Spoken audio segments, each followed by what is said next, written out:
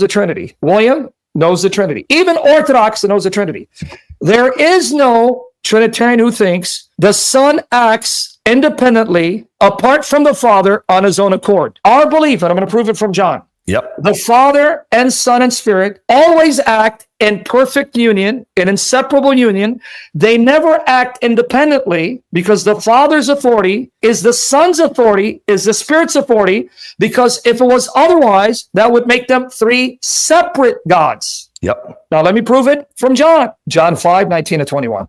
Jesus gave them this answer. Very truly, I tell you, the Son can do nothing by himself. David, Jesus answered it for you right here, brother. The Gospel of John, man. Yep. He can do only what he sees his Father doing, because whatever the Father does, the Son also does. Now, no creature can say this. Let me explain. No creature can say, I only do what God does. Creatures do a lot of things that God wouldn't do. Secondly, no creature can say, I can do whatever God does in the way that God does it, because that would mean you'd have to have the power that God has. So you'll never find Old Testament or an apostle in the New Testament saying, I can only do what God does. But yet here's the Son saying, I cannot act independently from the Father, only in perfect union to affirm he's not a renegade deity, and I do whatever he does and the way he does it. For example, for the Father loves the Son and shows him all he does. Yes, he will show him even greater works than these, so that you will be amazed. For just as the Father raises the dead and gives them life,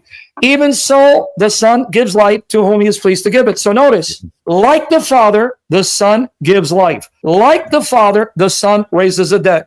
And the Son says he is the resurrection life, something never ascribed to anyone other than God in the Hebrew Bible. Yes. Finally, what about the Holy Spirit? John 16:12-13. I have much more to say to you, more than you can now bear. But when he, the Spirit of truth, comes, he will guide you into all the truth. He will not speak on his own. See, the Trinity, they don't act independently. They don't act on their own accord. Always in perfect, inseparable unity.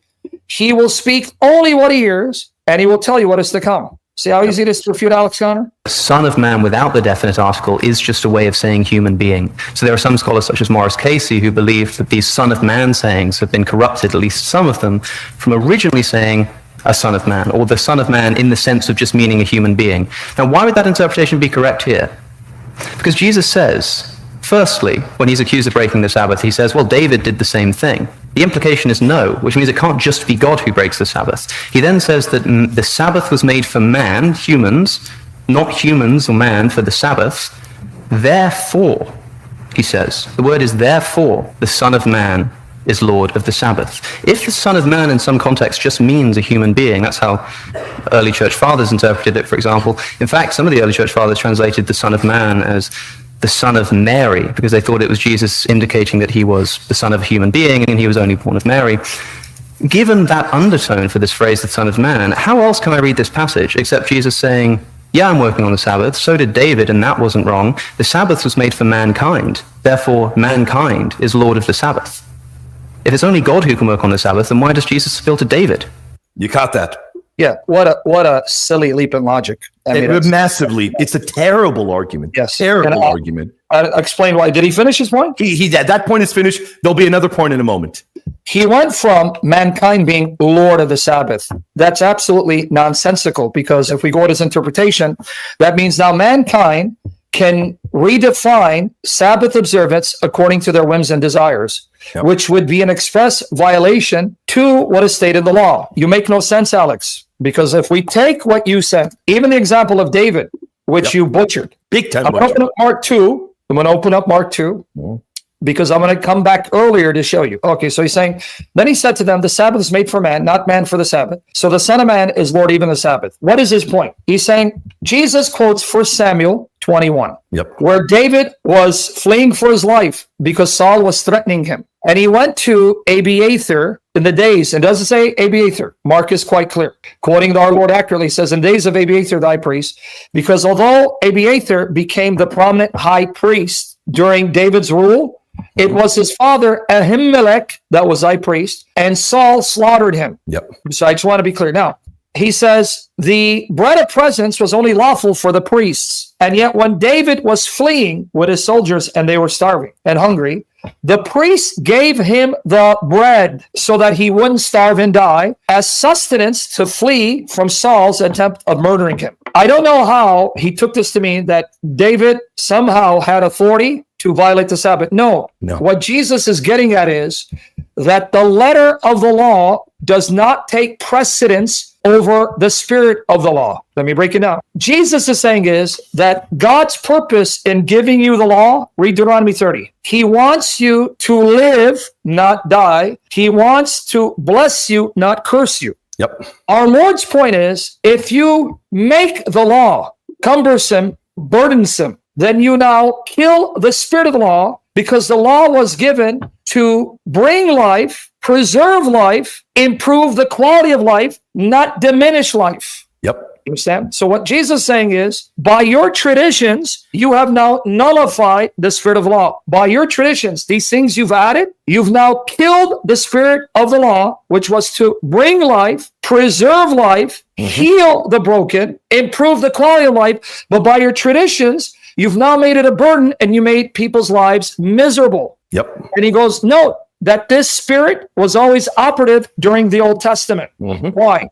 Because if Ahimelech had followed the letter of the law, he could not have given David bread and would allow David to starve and either die or Saul catch up to him, kill him. But Ahimelech knew that though the letter says this bread is only for us, the spirit of the law is, in dire circumstances, if I have to go against the letter of the law to save a life, I will save the life and go against the letter of the law. Of course, the point was, or is, in the Christological dispute, that Jesus is accused of blasphemy at his trial, and that this is evidence that he was claiming to be God through his identification with the divine Son of Man, because that's how it's interpreted by the high priest, because he accuses him of blasphemy. Does that mean that the high priest was expecting the Son of Man to be Yahweh himself? Do you think that that is the interpretation that the high priest had of the Danielic vision of the Son of Man? I would say they would obviously have interpreted that passage in Daniel, or claimed to be the Son of Man, in that sense. If you're just saying, hey, I'm a son of man, I think they'd be fine with it. Well, yeah, of course, in the Aramaic in which Daniel 7 is written, it's one like a son of man, one like Bar Nash, which just means one like a human being. Yeah, so you clarify that, and that's the point, like a human being, and yet he comes with the clouds of heaven. He's coming with the clouds of heaven, he's Yahweh, and yet he's like a son of a man. That's right. Yeah. You understand that in the history as far as how they would interpret it, here's where he's about to get pressed David on the history, and I really, really wish David would have done better here. Yeah. They could have a range of interpretations that we don't know what this means, but we know that the guy who built my cousin's table in Nazareth should not be making this claim. Sure. So is that enough to be? So suppose that their interpretation was, say, a messianic vision of Daniel 7. This carpenter claiming to be the Messiah, would that have been enough to accuse him of blasphemy? Claiming to be the Messiah is not a death sentence. All kinds of people claim to be the Messiah. So the reason I'm pressing this point is because when I say, did the high priest believe that the Son of Man was going to be Yahweh himself, I think that's quite implausible. And I think you recognize that in saying, well, look, there are loads of ideas that they could have had. It was quite confusing. But if Jesus wouldn't be accused of blasphemy for merely claiming to be the Messiah, if you had a messianic interpretation, he wouldn't be accused of blasphemy for claiming to embody the nation of Israel, if you have the idea that the Son of Man represents Israel, which is another view. It has to be. Israel comes on the clouds of heaven. It has to be. And is worshipped by all nations.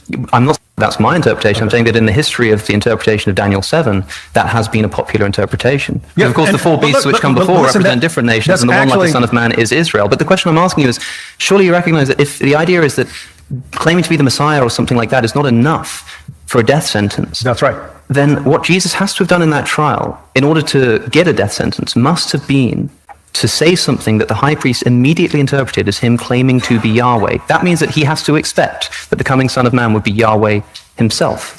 The high priest thought of Daniel's vision. One, you just made an awesome case for me, right? If he's just thinking of the Son of Man coming with the clouds of heaven as the Messiah, then okay, this guy claimed to be the Messiah. Let's maybe we have to deal with the Romans or something like that. But it's not this tear your clothes blasphemy sort of thing. What you find in that passage, people struggle with that. Again, the reason is because it sounds like it's talking about Yahweh when the Ancient of Days is Yahweh. That's it. So you come up, you try to explain it in other ways. Could this be the Messiah? It just doesn't fit. Could this be the nation of Israel? It doesn't fit. There are all these interpretations, but that it's clear if a guy says you will see the Son of Man coming with at the right hand of power and coming with the clouds of heaven. Yeah, it doesn't seem like they were taking that to just be a claim to be the Messiah. That interpretation, and you're right, that I'm bolstering the case here that Jesus must have been claiming to be Yahweh. What I'm saying is that if your position is correct, and that is the only thing that he could have been accused of blasphemy for, then you have to presuppose that the high priest had that interpretation of Daniel 7, which just seems so implausible to me. But that's what they thought Daniel 7 meant. So that's what they thought at that time that it meant, that this Son of Man, who they did expect to come, would be Yahweh himself. Is that what you think they thought? Because you have to, for this to run. I don't have the records of the high priest. If he says this guy just claimed to be the Son of Man coming with the clouds of heaven. And again, if you just read the passage, if you just read in Daniel 7, if you didn't have the Ancient of Days there, it would be indisputable this is talking about God. But you've got the Ancient of Days. Let's go right here. Here's James McGrath on the two powers. The evidence surveyed thus far gives no support for dating the origins of the controversy even to the 2nd century. It is, of course, possible that the controversy did arise in the 2nd century, but it has not yet had sufficient impact to leave any clear or explicit trace in the traditions and literature from that period. When you have the rabbis forming Jewish orthodoxy. So you see the problem there. He's attacking the idea that Christ, what was believed early on, what would the early testimony have been believed in? And I cut it there, but what Alex is arguing over and over, in essence, is this an early interpretation? Would this have been the earliest interpretation? You could tell there that I don't think either of them came up with anything very coherent here. Even Alex confused a lot because I don't know what he's trying to prove or what he's trying to argue. But right. Was that the main crux of their argument? That is 100%, yes. All right. Well, he quoted James McGrath. Now, unfortunately for Alex, I know James McGrath. Yeah. I actually got his book, Only True God, years ago. He is very liberal, and I'm not attacking, not trying to demonize him. This is not ad hominem. Very liberal, and he tries to even interpret John in a manner where Jesus is simply an agent, not identified as God.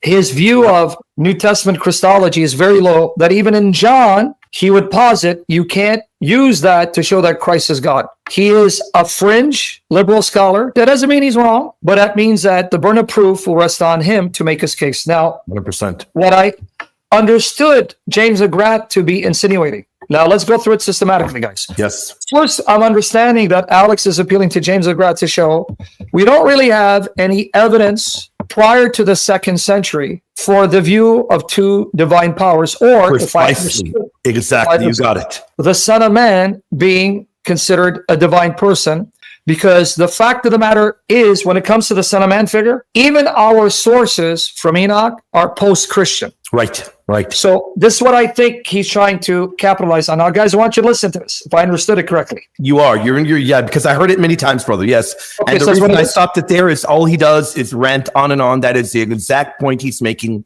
That's the exact point Alex was trying to make. So what they're telling you is, if you go to Enoch, because in Enoch, chapters 40 onward, that Son of Man of Daniel is a distinct figure, an individual who's existed before creation. So he's not part of creation, who's not the Ancient of Days, distinct from him, but has been with him, hidden with him from before creation, will appear in the latter days, sit on a glorious throne, judge the nations, and will be praised. But the argument is, well, those manuscripts of Enoch that contain it are after Christianity. That actually makes our case. See, again, if I was there, I'll say, Alex, hold on. So you're telling me that after the spread of Christianity, after Christians were capitalizing on Daniel 7 to show there are two divine figures, you still have sources that are not Christian who are still agreeing with the Christian view that the Son of Man is a divine person? 100%. 100%. You just buried yourself, Alex? Yes, and that is why I wish David would have capitalized on that. He could have capitalized on Enoch. He could have capitalized on 4 Ezra. There are multiple sources. And by the way, brother, could you put those slides up? I just uploaded right down there. Here? Yes, you'll see right here. By the way, for the audience, this is Enoch.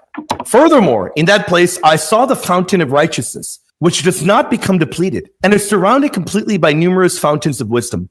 All the thirsty ones drink of the water, become filled with wisdom. Then their dwelling places become with the holy, righteous, and elect ones. At that hour, the Son of Man is given a name in the presence of the Lord of the spirits. The before time, even before the creation of the stars, he was given a name in the presence of the Lord of spirits. He'll become a staff for the righteous ones in order that they may lean on him and will not fall. He is the light of the Gentiles that will become the hope of those who are sick in their hearts. All those who dwell upon the earth shall fall and worship before him. They shall glorify, bless, sing the name of the Lord of spirits. For this purpose he became the chosen one. He was concealed in the presence of the Lord of spirits prior to the creation of the world and for eternity. And he has revealed the wisdom of the Lord of spirits to the righteous and holy ones. For he has preserved a portion of the righteous because they have hated and despised the world of oppression together with all its ways of life and its habits in the name of the Lord of spirits. And because they will be saved in his name, it is his good pleasure that they have life. You got it right there. Even Jewish pseudepigraphal writings, 1 Enoch, 4 Ezra, they identify the Son of Man not as any kind of regular human being, but a heavenly figure, a heavenly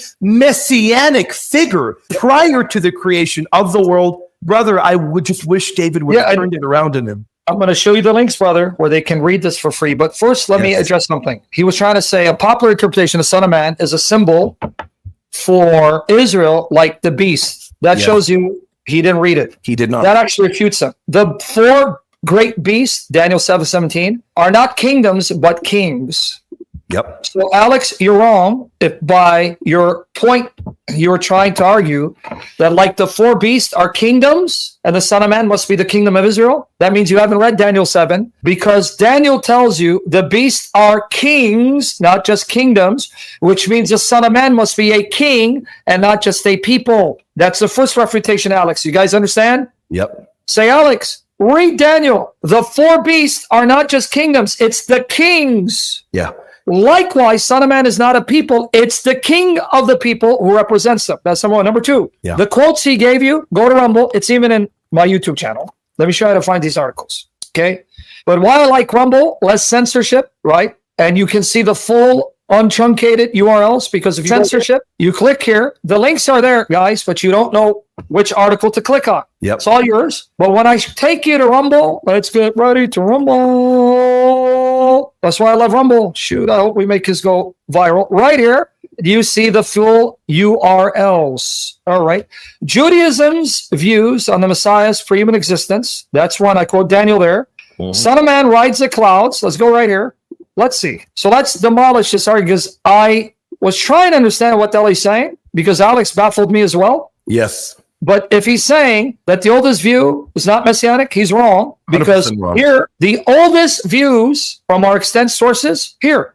In this article, guys, it's right there. We give you the sources. John J. Collins is not a Bible-believing Christian. Not at all. I quote him. Look what he says. Traditional interpretations, the earliest interpretations and adaptation of one like human being, Jewish earliest sources, Jewish and Christian alike, assume that the phrase refers to an individual and is not a symbol for a collective entity. Yep. So if I go by the evidence, then that means the high priest would have understood the Son of Man as a figure. That's Who correct. wrote this? John J. Collins, Hermenea. These are liberal scholars. That's correct. And what does he quote as evidence? Enoch and 4 Ezra. That's correct. 4 Ezra. So I don't need to go through it. Just go there, read the evidence. Now, you would expect, guys, that after Christianity, I want you to listen, when Christianity spreads and the Jews see the Christians are using Daniel 7 to prove 2 divine persons, Father is ancient days, Son of God, Jesus is Son of Man, showing that even in the Old Testament, you have 2 divine persons, both appearing human.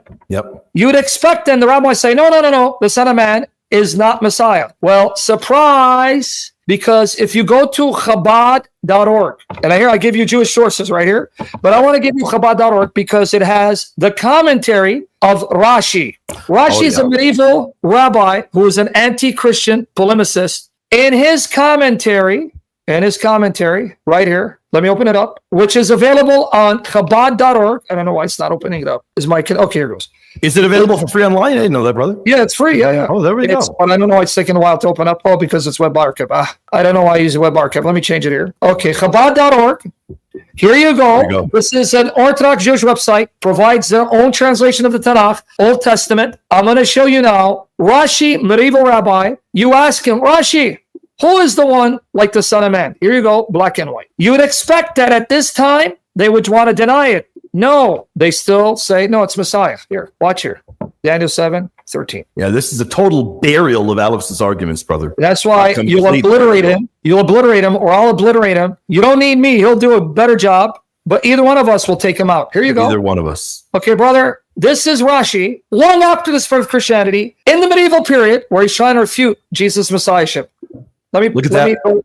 That is the King Messiah. Look at that, brother. Oh, my goodness. Let me go little. Wait, who is it? That is the King Messiah. Look at that. Wow. So all our oldest sources say it's Messiah, an individual, Jewish or Christian. Later rabbinic sources say it's Messiah. And I didn't just quote Rashi. I quoted other rabbinic sources. The material is there.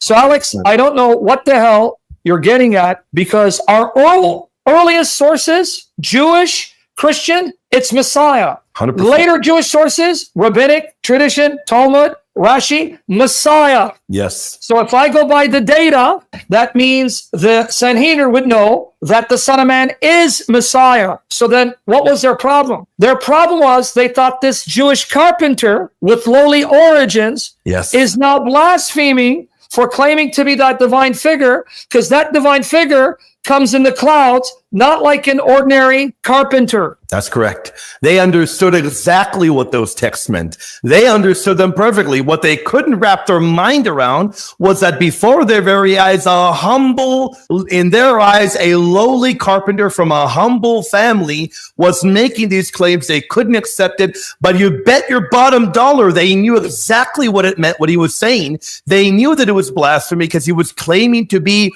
Almighty God, because they knew that only God and God alone rides the clouds. They knew that, brother. Yep.